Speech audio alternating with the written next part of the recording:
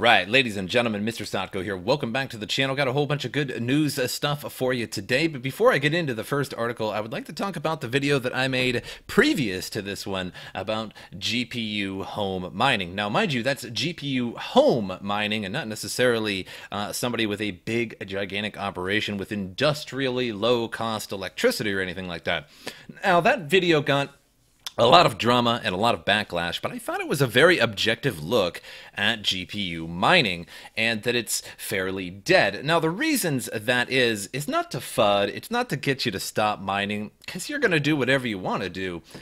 And I feel a little weird about it because I do like mining. I do like cryptocurrency, of course, because I have a YouTube channel revolving around that. And I convinced a lot of people to begin mining, along with many other YouTubers in the whole cryptocurrency world as a whole.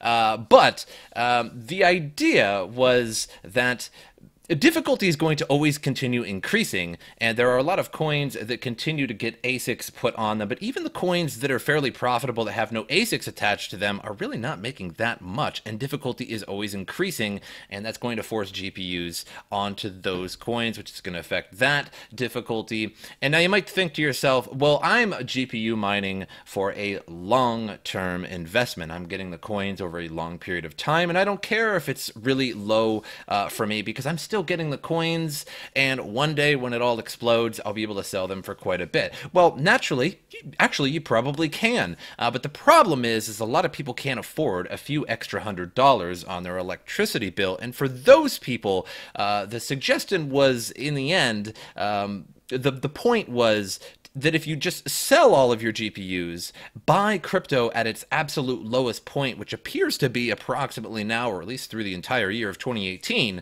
and then when it does go on a bull run, maybe it's at the end of the year, maybe it's sometime next year, you'll actually have quite a bit of coins doing that.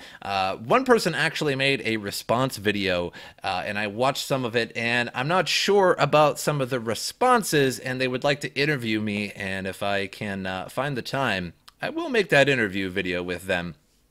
But either way, so the main points that I was trying to get across is that let's say you have a lot of GPUs and you sell all of them and you can buy one whole Bitcoin, and let's say at the end of the year, in December, which is, there's usually a bull run. If you watch the video and I showed the chart at the end of every year, there's almost always a bull run. Is it going to happen? Who knows? But let's say arbitrarily it goes to $12,000, and so would you rather just continue making a tiny little bit on your GPUs, whether it's $1 a day or a few dollars a day per GPU, which again is not much, or do you want to buy one whole Bitcoin with your sold GPUs and then sell it at 12,000 or 10,000 or whatever it gets to, which would be way more than what you're going to mine in a couple months. Now, one of the arguments of the response video that was made to me about my video was that if they were to sell their GPUs in June, and let's say they did buy one Bitcoin at $6,000, they sold all their GPUs and they got it at $6,000. Now, this is all just hypothetical examples, and they got one Bitcoin at $6,000, and Bitcoin hasn't moved since then. But that was their argument. But my argument is that, well, Bitcoin has moved to $7,000, $7,200 numerous times this year. So if you were to buy one Bitcoin at $6,000 with all of your GPUs, it goes to $7,200 or $7,000, and you sell it, boom, there's $1,000, and then when it drops back down to $6,000 and you rebuy Bitcoin, now you have not just one Bitcoin, but 1.15 Bitcoin or something along those lines, depending on how much you had and how much you sold it for. And therefore, you're making quite a bit more than what you would have gotten with your GPUs, in my opinion.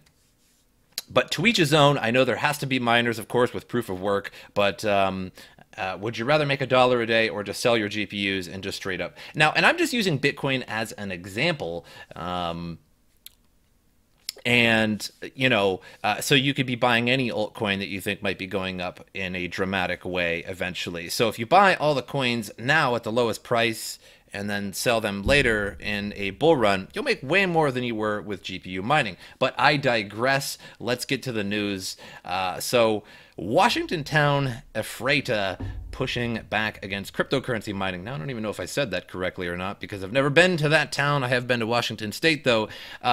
So when the City Council of Ephrata, Washington, recently voted to halt new cryptocurrency mining operations in the town, the choice they made is becoming increasingly popular among Washington's smaller towns and communities. So the problem is that many miners have been attracted to the more rural parts of Washington, especially around the Columbia River, due to the cheap hydroelectric power and the opportunity to take advantage of lots of space. Now, if we take a look at some of the average United States electricity costs, we can see that Washington is virtually the best place to be a miner. And then not too far, somewhere along the line is, I don't know, I guess Arizona is not really that far, but in the winter, Arizona is actually a pretty good place. But it's average, so. But you can see that Louisiana is the best place. Love that chicken from Popeyes is the best place, but not by a far shot from Washington. So a lot of people go to Washington to mine. So one commenter on the city council meeting mentioned how the noise of a nearby mining operation got old really fast, since the sound was like an ocean. Now again, I am an advocate of mining, even though the video I made was pretty fuddy, admittedly, but for the objective home miner, it was pretty realistic, to be totally honest. So here's my problem with big mining operations, is that they don't really employ anybody. You can essentially just take a whole bunch of ASICs or FPGAs, what have you, even GPUs, and move to a place with low electricity cost in a small town like in Washington, and set up shop. And sure, you're paying some city taxes, you're paying, some business taxes, and you're certainly feeding a bunch of money into the nearby power companies, but that really doesn't benefit the people all that much. Now, a little bit of extra taxes to this city can maybe help pave some roads and create some programs or something like that, but honestly, it really doesn't help the people.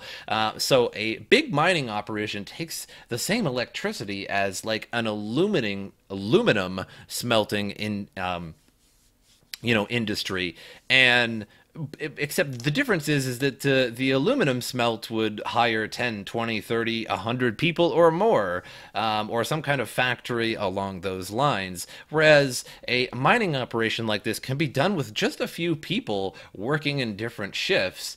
You can essentially have one person walking around, taking out dead miners, shipping them back, solving issues and problems. You really don't need a lot of people doing that, so they just sort of come in, take a lot of electricity, and pay a little bit of taxes, but just doesn't really help that much. So I don't really blame most people when they don't like mining operations in their town. But to each his own. So mining operations, not too hot in the state of Washington. So the next article here says, do wages need to be paid in Bitcoin for retail adoption to happen? No thanks, I don't want that. So is this a case of chicken and egg? If more retailers accepted Bitcoin, would more employees expect their wages paid in Bitcoin, or does Bitcoin need to be viewed more widely as a replacement for fiat first? So it's a good question. So the debate may boil down to whether Bitcoin is perceived as a form of money. The coin's volatility rewound retailer acceptance in 2017 when retailers like Steam stopped accepting Bitcoin as a form of payment. So Steam cited price volatility as its reason, which topped $20 per transaction at one point when it was very, very high.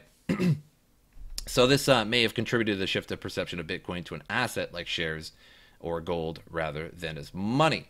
So again, I've been live streaming quite a bit lately, and I've just been sort of playing games, and people come in from the community from my Twitch and from YouTube, because I live stream on both. And people come and talk about Bitcoin, people come and talk about crypto, or just about anything, and we have a really good conversation most of the time. And a lot of the conversation that comes up is Bitcoin being for mass adoption. And I sort of always have the same analogy, the same little anecdote, if you will, about it. And so here's the problem with Bitcoin and the volatility of it when it comes to being accepted as a payment, is that somebody is always a loser in the transaction. And I know you might be thinking, wait, what? But it's really true. Bear with me here for a second. So let's say I go to a store, and I go into a lamp store, and I have one Bitcoin, and Bitcoin is at $1,000, let's say. So I say I will take that lamp, and that lamp is exactly $1,000. How convenient, but bear with me. So I give them my one Bitcoin, and I get my lamp, and I take it home and plug it in, and everything's great. It's a beautiful lamp. And then 2 weeks later, Bitcoin goes to $2,000, and it doubles. Well, that means I just essentially paid $2,000 for that lamp. If I would have just held on to it for a little while longer, I would have been able to buy 2 lamps or cash it out for $2,000. So that just sort of created a nice hard lesson for the person who actually spent Bitcoin instead of just hodling it, because we all just can't hodl the coin, because then it's really not a currency anymore. And then in the end, it's really just a savings account. And that's okay, but then we just can't call it a currency anymore. So now it works in reverse as well. So if I were to go to the lamp store and buy a lamp for $1,000 in Bitcoin, so one whole Bitcoin, and they get it, and then 2 weeks later, Bitcoin goes down to $500. Well, now that lamp store is pretty screwed, because now they can't buy a new lamp in place of the one that I just bought them, because now they only have half of their money, so now their stock is a little bit lower. And now if you imagine that on a very large scale, and imagine Walmart or some kind of big company like Target or some kind of other massive Amazon or something like that, and they accept millions upon millions of dollars in crypto, and then crypto falls from 20,000 to 6,000 like it did, and you could chop that up to poor management. Maybe they didn't. Maybe they should have sold it earlier. Maybe they should have held on to it longer. This, that, or the other thing. But now it goes down to $6,000, and they're out threefold their money. And it's going to be hard for them to restock their shelves when they have lost millions of dollars. Now, I suppose Walmart and Amazon wouldn't affect them that much considering their billion-dollar operations. But you get my point there, is that there's always a loser when there's volatility in a currency. So I think the point of this is that do wages need to be paid in Bitcoin for retail adoption to happen? I think that's the wrong question to ask. And it's more like, does Bitcoin need to be stabilized before retail adoption will happen? And I think that would be the better question to ask. So moving on here. Bitcoin con artist docked for $2.5 million by the U.S. federal court. So the court levies $2.5 million against GBI and Gelfman, according to the CFTC press release published on Thursday. The defendants, GBI and Gelfman, will pay $2.5 million in restitution and civil monetary penalties to the affected victims. Out of that sum, $500,000 such and such is for civil monetary penalties. All of these various amounts of people who put that money in. So between 2014 and 2016, Gelfman and his firm orchestrated a Bitcoin Ponzi scheme which defrauded more than 80 customers of over $600,000. According to the judgment delivered by the court, the defendants deceived their victims, claiming that they possessed a high-frequency trading computer that could deliver massive profits from Bitcoin. Wow, this sounds really, really familiar. Holy cow, BitConnect. Somebody insert BitConnect meme. As part of the scam, GBI and Gelfman promised the victims as much as 11% ROI per month. Jesus, 11% per month. I don't get why people... Either way. To further perpetuate the con, GBI provided false data showing fictitious performance reports. As if that would be too hard to do. On top of that, Gelfman also carried out a fake hack that supposedly wiped out customer deposits and profits from the platform. Ooh, very, very clever move, Gelfman. For the CFTC, the fight against Bitcoin fraud remains paramount, protecting investors from false cryptocurrency investment schemes. Well, as you can see here, it ended in 2016, and people are just now getting sued and getting their money back, which probably not just yet. It's probably still going to take months longer. So, you know, if you invest in a scheme like that, you're you're not getting your money back for a really long time, but I suppose you'll be happy when you do, I guess. Now, the final article is something kind of fun. It's from news.bitcoin.com. Everybody knows that's my favorite website, the Bitcoin Cash website in disguise. It's my favorite website in the world. It's genius. Let's see if they actually have the buy Bitcoin thing on here anymore. No, it used to say buy Bitcoin BCH and then buy Bitcoin Core BTC. Nice jukin' Bitcoin.com. I'm glad you guys took that away before you guys got sued, because that was definitely fraud. 10 days that shook the world of Bitcoin. So Satoshi's final blow, December 12th, 2010. One of the most significant days in Bitcoin happened before most people had even heard of it. December 12th, 2010. Isn't that supposed to be the Mayan calendar day, or was that 2012? Either way, it didn't startle the community at the time, but the date would go down as the most pivotal since the mining of the Genesis block. That's the day when Satoshi Nakamoto composed his final Bitcoin talk post and then quietly checked out, never to be publicly heard of again. One day prior, he'd objected to WikiLeaks using Bitcoin to circumvent its visa blockade, writing, "It would have been nice to get this attention in any other context. WikiLeaks has kicked a hornet's nest and the swarm is headed towards us." Oh no, WikiLeaks, you messed everything up. The Silk Road bust on October 2nd, 2013. So it's hard to convey just how big a role Silk Road played in mainstreaming Bitcoin, which is honestly really true, where you could buy a bunch of dope, amphetamines, Michael Jackson discography, 100 red Y tablets, because I love them red Y tablets, and all kinds of other psychedelics and firearms and other things that, why would you even make this website? If you made this website and you're like, I don't think I'm going to go to jail.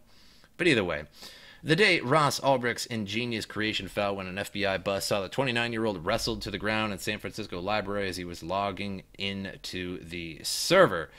The familiar Silk Road login screen gave way to the FBI's smug seizure notice, and Bitcoin shed at 25% of its value, falling to $109 in the aftermath. But it has since recovered 60 times over. And then Bitcoin hits $1,000 on November 27th, 2013. I do remember this. There are many all-time highs that might warrant inclusion, but Bitcoin hitting 100 just 7 months later was one. That day felt epic. $1,000 was entering the realm of fantasy because $1,000 was so nice. You know, like 900 is one thing, but 1,000 per Bitcoin was one. Then the death of Mt. Gox, February 24th, 2014. Not that long later, despite 5 years having passed since Bitcoin's Titanic event and restitution finally made, the sinking of Mt. Gox is still a sore point for early adopters who lost funds in the insolvent exchange. It had been evident for weeks that something was wrong with Gox, but its spectacular collapse still induced shock and anger by lingering acrimony. So Craig Wright is Satoshi Nakamoto, May 2nd, 2016. So many people have identified or been doxxed as Satoshi Nakamoto, but only 2 incidents gained global attention. Newsweek's false dox of Dorian Nakamoto in March 2014 was noteworthy, but it pales in significance to the day Craig Wright stepped forward to claim the mantle after Wired had first suggested the connection a few months earlier. Gavin Andresen verified the digital signature, mainstream media swooped, and Craig Wright basked in the adulation. Fake Toshi! Then the narrative began to fall apart. The evidence linking Wright to Satoshi was quickly debunked, turning Wright into a pariah dubbed Fake Toshi. While a dwindling band of followers still believes Wright may have been involved in Bitcoin's creation, few grant his claim to be Satoshi himself any credence. Which I think Satoshi Nakamoto is just a group of people, but could be just one person of the group. Nobody knows just yet. The DAO, June 17th, 2016. Like the Silk Road bust, the DAO technically wasn't about Bitcoin, and yet the collapse of Ethereum's flagship project following the theft of 50 million in Ether from its smart contract reverberated throughout the entire industry, prompting Vitalik Buterin to assemble an online crisis meeting with exchange bosses in a bid to limit the fallout. Okay, you guys can stop trading, he implored, and a meme was born. So Ethereum eventually recovered, but not before a chain rollback and a hard fork. Bitcoin maximalism gained some new supporters that day.